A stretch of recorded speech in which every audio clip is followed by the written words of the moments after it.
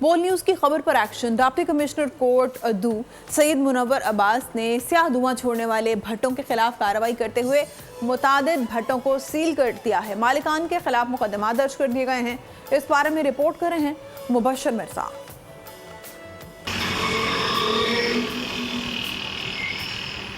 وزیر اعلیٰ پنجاب محسن نقوی نے پنجاب بھر میں اینٹی اسموک کارروائیوں کا حکم دے رکھا تھا، پر تاحال کوٹ ادو میں سیاہ دھواں چھوڑنے والے بھٹے چل رہے تھے۔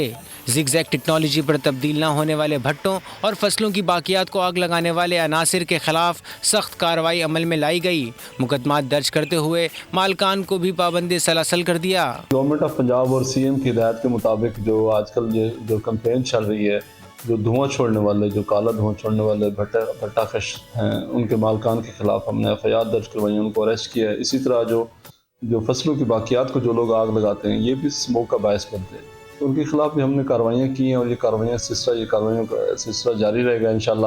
ڈپٹی کمشنر کوٹ ادو نے شہر اور اس کے گرد و نواح میں زگ زیگ ٹیکنالوجی پر تبدیل نہ ہونے والے بھٹوں پر پولیس کی بھاری نفری کے ہمراہ ریڈ کرتے ہوئے بھٹا مالکان کو گرفتار کر لیا۔ وزیر اعلیٰ صاحب پنجاب اور کمشنر ڈیرہ غازی خان ڈویژن کی ہدایات کے مطابق ضلع کوٹ ادو میں اینٹی اسموک پالیسی پر سختی سے عمل درآمد کروایا جا رہا ہے۔ جہاں جہاں بھی ہمیں فیلڈ میں آگ لگی نظر آ رہی ہے، ان کے خلاف بھی جو ان کے مالک ہیں یا جو لوگ کاشت کر رہے ہیں، جو ایسی انلیگل ایکٹیویٹیز میں انوالو ہیں جس کی وجہ سے اسموک میں اضافہ ہو رہا ہے، ان کے خلاف سخت ترین قانونی کارروائی ہو رہی ہے۔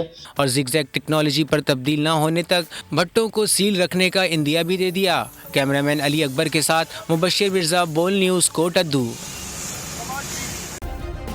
سبسکرائب کریں اور بیل دبائیں تاکہ کوئی خبر رہ نہ جائے۔